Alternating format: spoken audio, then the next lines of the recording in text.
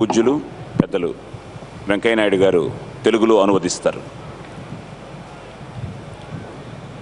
प्रिय मैना सदोरा,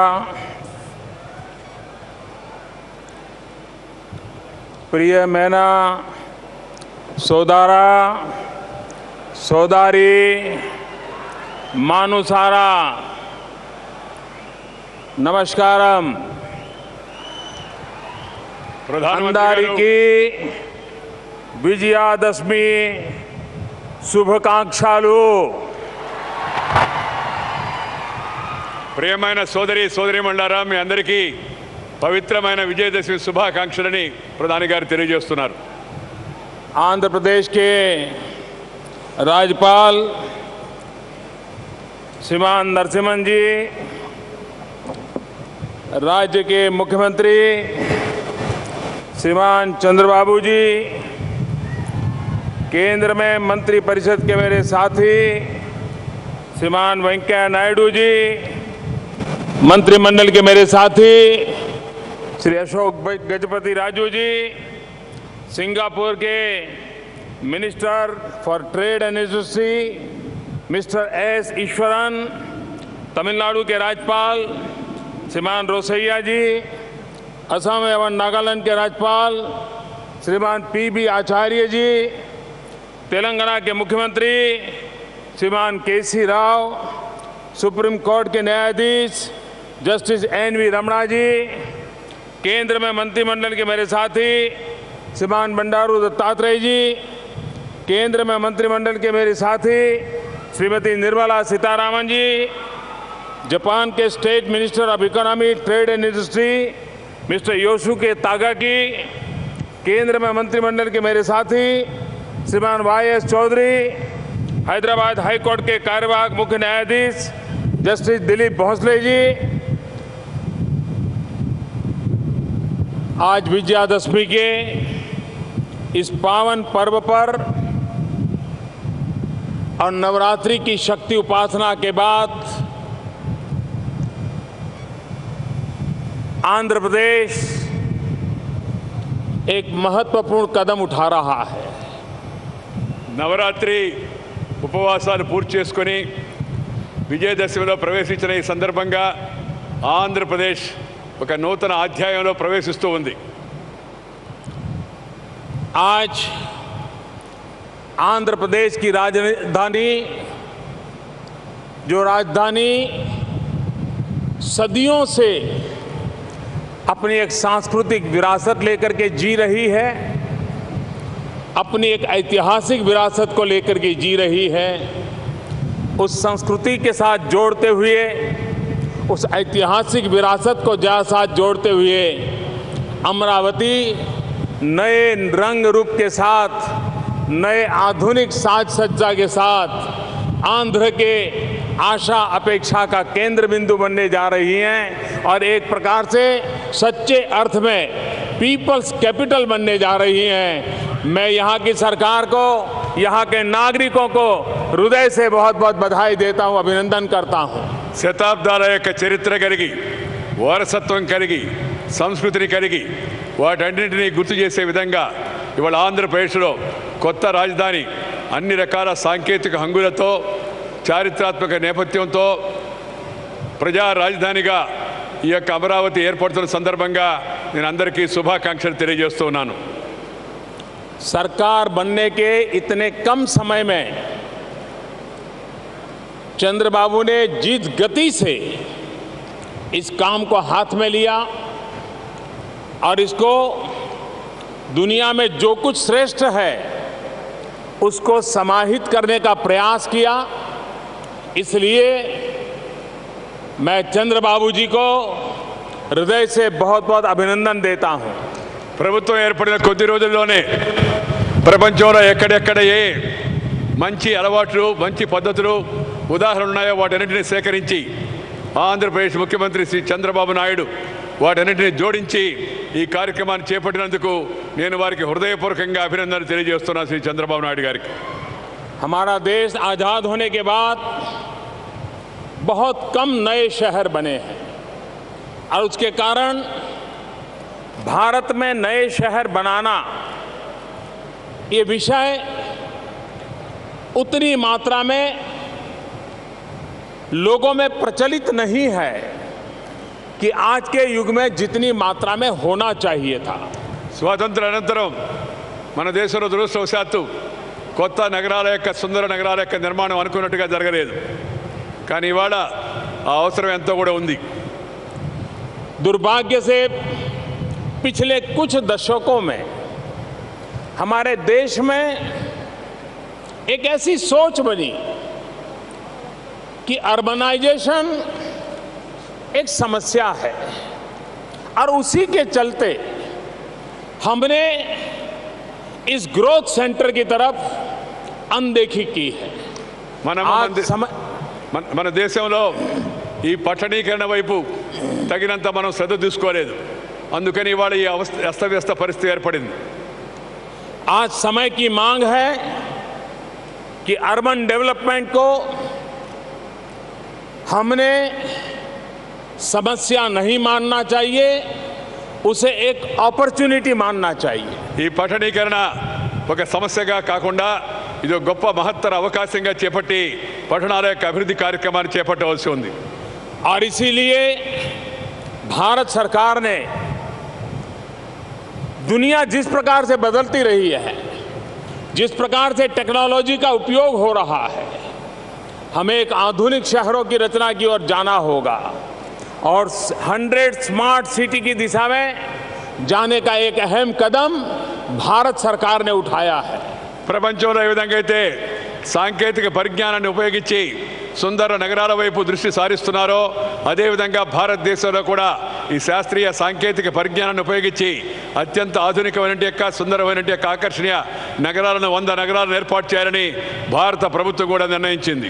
और ये शहर इकोनॉमिक एक्टिविटी के भी सेंटर हो, आर्थिक ग्रोथ के भी वो इंजन बने, इस प्रकार के शहरों की एक रचना नए सिरे किसी करने की दिशा में हमारा प्रयास है।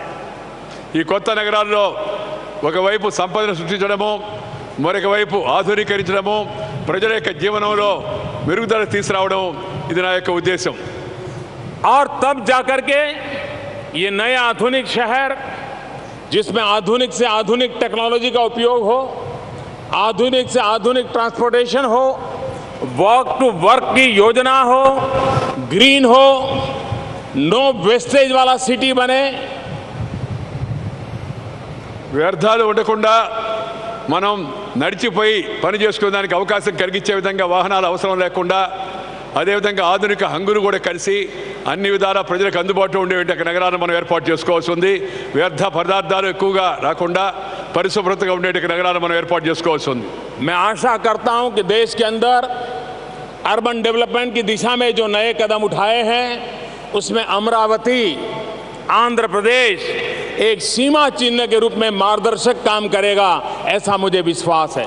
ఈ దేశంలో పట్టణాభివృద్ధి ఏదైతే వేగంగా ముందుకు వెళుతుందో దాంట్లో ఆంధ్రప్రదేశ్ ఈ అమరావతి నగరం కూడా ఒక ముఖ్య భాగస్వామి దిక్సూచిగా ఉండాలని చెప్పని నేను ఆశిస్తూ ఉన్నాను. अभी जापान के मंत्री श्री बता रहे थे कि नया शहर कितना बनाना कितना कठिन होता है, उसका जापान को भली भांति अनुभव है। జపాన్ మంత్రి గారు ఇప్పుడే కొత్త నగరం ఏర్పాటు చేయడంలో ఎలాంటి సమస్యలు ఎదురవుతాయి, సవాళ్ళు ఎదురవుతాయని అనేక అనుభవాలు ఇప్పుడు చెప్పారు. मेरे जीवन में भी ऐसा अवसर आया जब 2001 में गुजरात में भयंकर भूकंप आया। उसके बाद मुझे गुजरात के मुख्यमंत्री का दायित्व आया। पूरा कच्छ जिला हमारा और अन्य जिलों के महत्वपूर्ण शहर एक प्रकार से ध्वस्त हो चुके थे। हमारे सामने बड़ी चुनौती थी उन सभी गांवों को, शहरों को खड़ा करना। నా జీవితంలో కూడా అలాంటి సవాలు అనుభవం ఎదురైంది. 2001లో భయంకరమైన భూకంపం కచ్లో గుజరాత్లో వచ్చినప్పుడు ఆ తర్వాత ముఖ్యమంత్రిగా బాధ్యత చేపట్టే బాధ్యత నాపై వచ్చింది. దాన్ని మొత్తం అంతా విధ్వంసం యొక్క ఆ ప్రాంతాన్ని అంతా తిరిగి పునర్నిర్మాణం చేయడం అవుతుందో అది ఒక పెద్ద సవాలుగా స్వీకరించడం జరిగింది. लेकिन जब पॉलिटिकल व्हील हो, जनता जनार्दन का समर्थन हो, स्पष्ट दृष्टि हो, तो सिद्धियां प्राप्त होके रहती हैं। और आज वो जिला हिंदुस्तान के फास्टेस्ट गति से आगे बढ़ने वाले जिलों में अपनी जगह बना रहा है। ఒక రాజకీయ దృఢ సంకల్పం ఉంటే సత్సంకల్పం ఉంటే, ప్రజల యొక్క మద్దతు ఉంటే దేన్నైనా నెరవేర్చడానికి ఉదాహరణ, సజీవ ఉదాహరణ కచ్ జిల్లా. ఇవాళ దేశంలో, రాష్ట్రంలో అభివృద్ధి చెందిన జిల్లాల్లో ప్రముఖంగా పేర్కొనే విధంగా ఆ కచ్ జిల్లా తిరిగి పునర్నిర్మాణం చేయడం జరిగిందని సందర్భంగా మీ అందరికీ మనం చేస్తున్నాను. जब ये अमरावती का मुझे निमंत्रण मिला, मैंने बाबू को कहा था मैं जरूर आऊंगा, लेकिन जब मैंने अखबार में पढ़ा कि चंद्रबाबू तेलंगाना के मुख्यमंत्री के घर गए, जाकर के उन्होंने उनका निमंत्रण दिया, ये जब समाचार मेरे पास आए तब मेरी खुशियों का पार नहीं रहा था, और इसलिए मैं उनको विशेष बधाई देता हूं इस काम के लिए.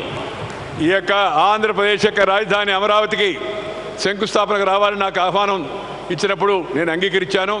ఆ తర్వాత నాకు వార్తా ప్రసారాల ద్వారా సమాచారం తెలిసింది. శ్రీ చంద్రబాబు నాయుడు గారు తెలంగాణ ముఖ్యమంత్రి శ్రీ చంద్రశేఖరరావు గారి ఇంటికి వెళ్ళి స్వయంగా ఆహ్వానించాడని చెప్పారంటే నేను మనసులో ఎంతో సంతోషించాను. कुछ लोगों के राजनीतिक स्वार्थ के कारण विचार विमर्श की प्रक्रिया को पूर्ण किए बिना हड़बड़ में, जल्दबाजी में आंध्र और तेलंगाना विभाजन हुआ.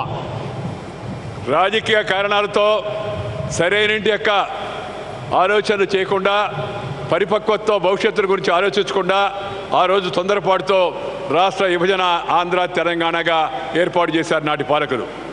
लेकिन इस सारी प्रक्रिया में जो निर्दोष लोगों को जान गंवानी पड़ी, संपत्ति का अपरंपार नुकसान हुआ, उसकी पीड़ा मुझे आज भी है.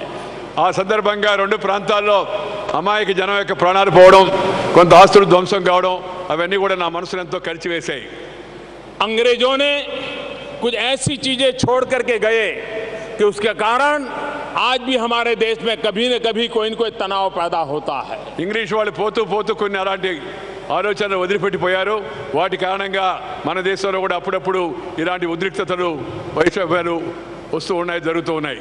पिछली सरकार की कुछ ऐसा करके गई है कि जिसके कारण आंध्र और तेलंगाना के बीच हर हमेशा कोई न कोई तनाव के कारण बने रहते हैं. గత ప్రభుత్వం పోతూ పోతూ సమస్యలను పరిష్కరించకుండా జటిలం చేసిపోయింది. అందుకని అప్పుడప్పుడు ఆంధ్ర తెలంగాణ మధ్య సమస్యలు కూడా ఏర్పడుతూ ఉన్నాయి. लेकिन अब समय की मांग है कि हम आंध्र और तेलंगाना, चाहे आंध्र हो चाहे तेलंगाना हो, हमारी आत्मा तेलुगु है. ఆంధ్రప్రదేశ్ కానీ తెలంగాణ కానీ మన అందరి యొక్క ఆత్మ, తెలుగువారి అందరి యొక్క ఆత్మ ఒకటే, తెలుగువారి అందరూ ఒకటే, తెలుగువారి ఆత్మ ఒకటే. और इस तेलुगु आत्मा की दो भुजाएं हैं, एक तेलंगाना एक आंध्र, और दोनों इतनी प्रगति करें, दोनों एक दूसरे को इतने पूरक हो कि हिंदुस्तान की शान बढ़ाने में ये हमारी शक्ति बनी रहे. ఈ తెలంగాణ, ఈ ఆంధ్ర రెండు కూడా భుజంగా పనిచేస్తే భారతదేశాన్ని శక్తివంతంగా దేశంగా తయారు చేయాలనే ప్రయత్నం అవుతుందో అది కూడా సంకల్పం సిద్ధిస్తుందనే విశ్వాసం నాకుంది. मुझे विश्वास है कि भारत सरकार ने जो एक स्टार्टअप का अभियान चलाया है, उस स्टार्टअप का सबसे ज्यादा लाभ लेने की किसी की ताकत है तो इस धरती की है. ఈ కేంద్ర ప్రభుత్వం ఏతుందో ఇది కొత్తగా సాంకేతిక పరిజ్ఞానాన్ని పెంచేట స్టార్టప్ అనే కార్యక్రమాన్ని చేపట్టింది. దాన్ని బాగా శక్తివంతంగా చేపట్టగలిగే శక్తి, తాహత్తు ఎక్కడ ఉందంటే ఈ భూమి పైన ఉంది, ఈ తెలుగు గడ్డ పైన ఉందని ప్రధానమంత్రి గారు చెప్పారు. आंध्र के लाखों जवान दुनिया के अनेक देशों में प्रोफेशनल्स के नाते अपनी उत्तम जगह बनाई है.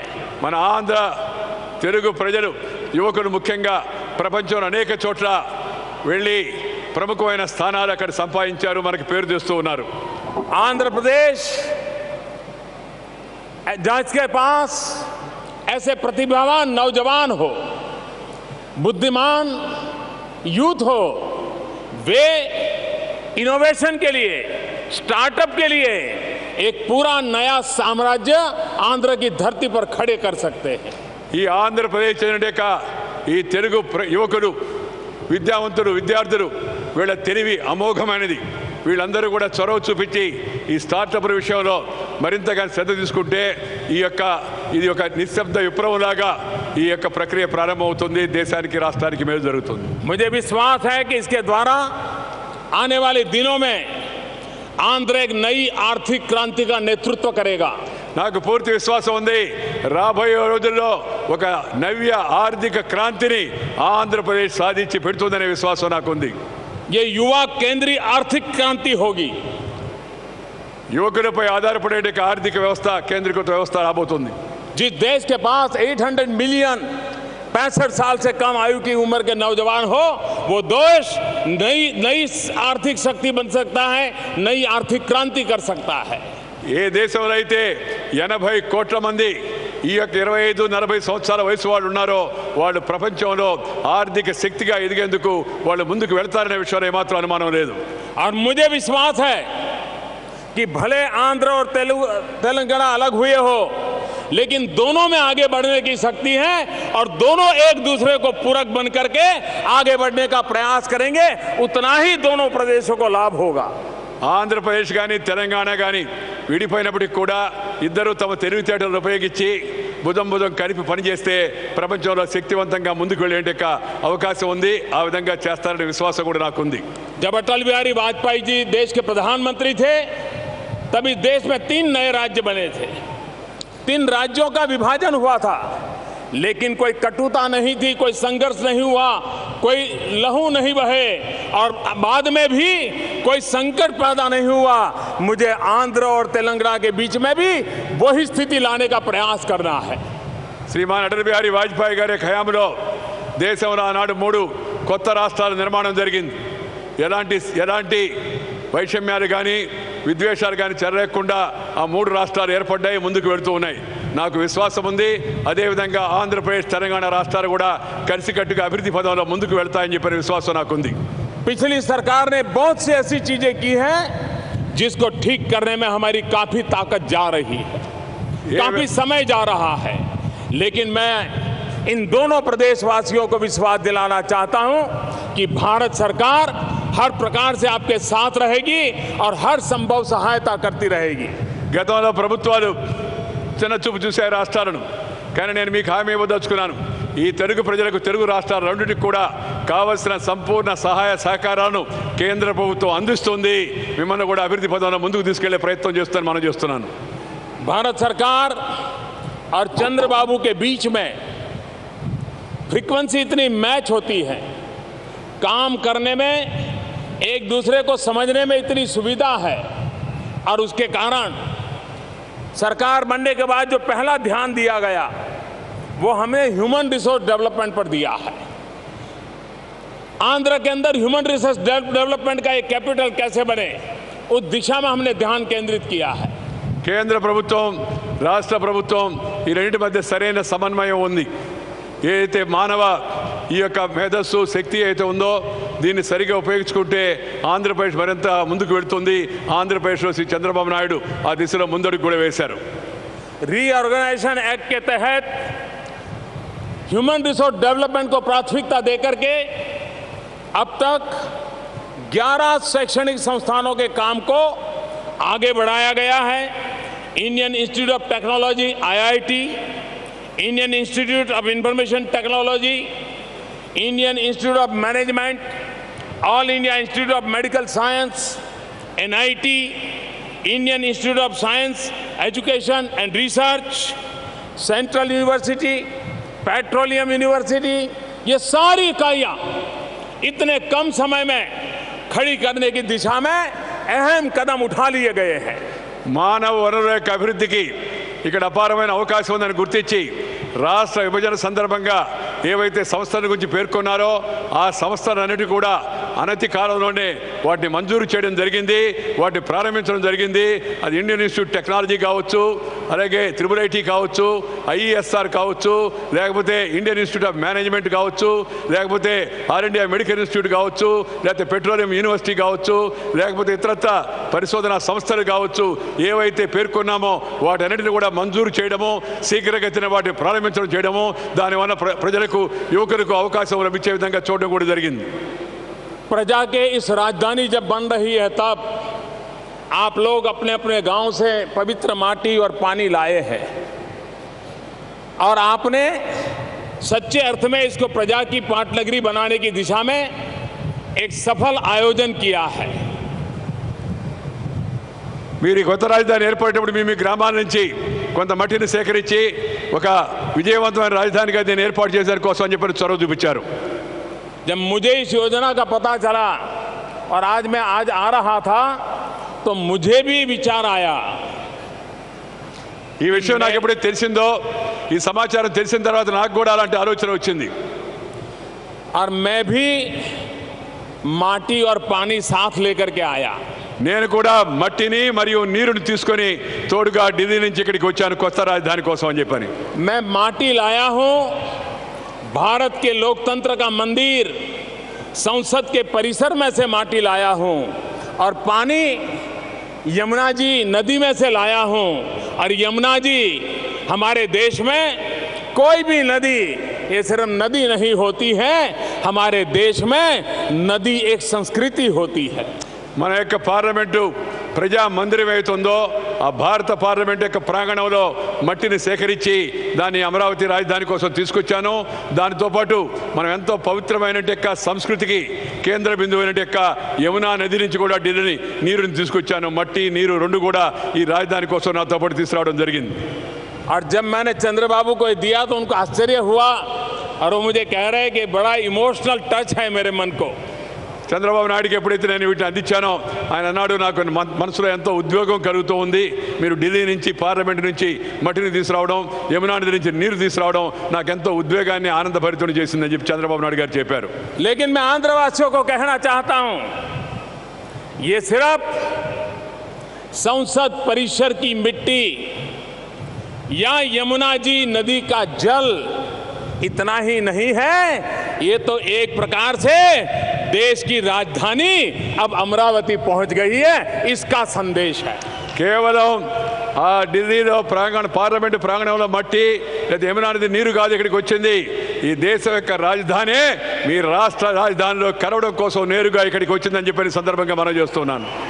ये प्रतीक इस बात का संदेश लेकर के आया है, ये सिंबल में वो ताकत है, वो विश्वास देता है कि आंध्र के विकास की यात्रा में दिल्ली कंधे से कंधा मिला करके चलेगा, हर समय साथ रहेगा और नई ऊंचाइयों को पार करके रहेगा.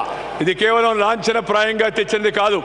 దీని యొక్క సందేశం ఏమిటంటే ఆంధ్రప్రదేశ్ యొక్క అభివృద్ధి పదంలో ప్రతి అడుగులో కూడా కేంద్రం రాష్ట్రంతో కలిసి భుజం భుజం కలిపి నడుస్తుంది, మీ అభివృద్ధికి అన్ని విధాలా ప్రోత్సహిస్తుందని చెప్పని ఇది సంకేతం అని చెప్పని మీ అందరికీ మనం చేస్తున్నాను. जिन लोगों को आंध्र और तेलंगाना का विभाजन करने के साथ एक हमेशा की समस्या के बीज बोने का इरादा रहा है, वे आज भी विष पैदा करने के लिए उसमें खाद डाल रहे हैं. రాజకీయ కారణాలతో రాష్ట్ర విభజన ఆ దృష్టికోణంతో చూసిన వాళ్ళు ఇప్పుడు కూడా విభజన అయిన తర్వాత కూడా దీంట్లో విష బీజాలు నాటే ప్రయత్నం చేస్తూ ఉన్నారు. भ्रम फैलाने की कोशिश कर रहे हैं, భ్రమ కలిగించే ప్రయత్నాలు చేస్తూ ఉన్నారు. नौजवानों की भावनाओं को भड़काने का प्रयास कर रहे हैं. యువకుల్లో ఉండే భావోద్రేకాన్ని రెచ్చగొట్టే ప్రయత్నాలు చేస్తూ ఉన్నారు. लेकिन मैं आज अमरावती सांस्कृतिक नगरी से आज इस अमरावती सांस्कृतिक नगरी से मैं आंध्रवासियों को विश्वास दिलाना चाहता हूं कि रीऑर्गेनाइजेशन एक्ट के अंदर जो भी बातें कही गई हैं उसको लेटर एंड स्पिरिट के साथ भारत सरकार साथ रहेगी, लागू करेगी, ये मैं विश्वास दिलाने आया हूं. ఈ విషం చిమ్మే ప్రయత్నాలు చేస్తున్న సందర్భంగా నేను ఆంధ్రప్రదేశ్ ప్రజానికానికి ముఖ్యంగా యువకులకు చెప్పదలుచుకున్నాను. రాష్ట్ర విభజన చట్టంలో పేర్కొన్న ప్రతి ఒక్క అంశాన్ని కూడా అక్షర సహా తూచా తప్పకుండా 100% దాన్ని అమలు చేసి చూపిస్తామని చెప్పని ఈ అమరావతి నగరం యొక్క సాక్షిగా నేను మీ అందరికీ కూడా హామీ ఇస్తూ ఉన్నాను. आप विश्वास रखिए, चंद्रबाबू और नरेंद्र मोदी की जोड़ी जो बातें तय हुई है उसको साकार करके रहेगी, समय सीमा में साकार करके रहेगी और आंध्र के सपनों को पूरा करके रहेगी. मेरे साथ बोलिए, भारत माता की, भारत माता की, भारत माता की జై హో. बहुत बहुत धन्यवाद. కేంద్ర ప్రభుత్వంలో నరేంద్ర మోడీ ప్రభుత్వం, రాష్ట్రంలోని చంద్రబాబు నాయుడు ప్రభుత్వం, మోడీ యొక్క బాబు యొక్క జోడీ ఏవైతే మీ యొక్క అభివృద్ధి పదంలో మీ కళ్ళున్నాయో వాటన్నిటిని కూడా శాతం సాకారం చేసి చూపిస్తాము, అవన్నీ కూడా నెరవేరుస్తామని చెప్పని మీ అందరికీ కూడా ఈ సందర్భంగా నేను హామీ ఇస్తూ ఉన్నాను. వారితో